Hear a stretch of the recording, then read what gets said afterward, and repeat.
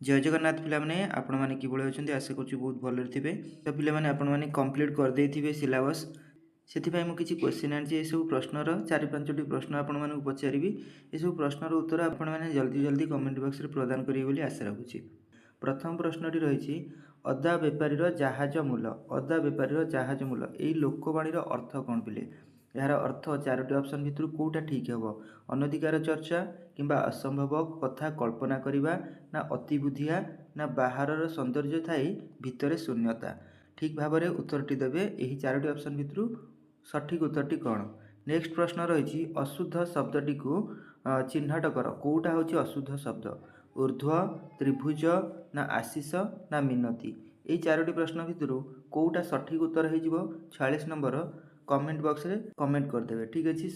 Next question रोचे क्या पद्य रचनार वैशिष्ट्य भाव विवेचना करा जाए? छंद ना छांद ना ऑप्शन सी देछि पाद किंबा अलंकार। यही 4 गोटी विकल्प मध्यरु केउंटी सठिक उत्तर हो निहाती भाव में कहिबे। क्वेश्चन टी रही चोखी छंदर केउ पादरे 13टी अक्षर रही है? प्रथम, द्वितीय, तृतीय किंबा चतुर्थ। एवं आपण मन 49 क्वेश्चन नंबर रही जोटा कि हूँ आपणकर एक बा एकाधिक व्यंजन वर्ण बारंबार उच्चारित हेले केउ अलंकार होता है? अनुप्रास अलंकार होता है ना ऑप्शन बी उपमा अलंकार होता है ना श्लेष अलंकार होता है किंबा जमक अलंकार होता है। परवर्ती प्रश्न रही देखरे नलिनी नलिनी नलिनी रे पूरित भ्रमंती भ्रमरे भ्रमरे भ्रमरे ए शोभित एठारे क्यों अलंकार प्रयुक्त होइछि? 4टी ऑप्शन रही श्लेष अलंकार, जमक अलंकार, अनुप्रास अलंकार और रूपक अलंकार।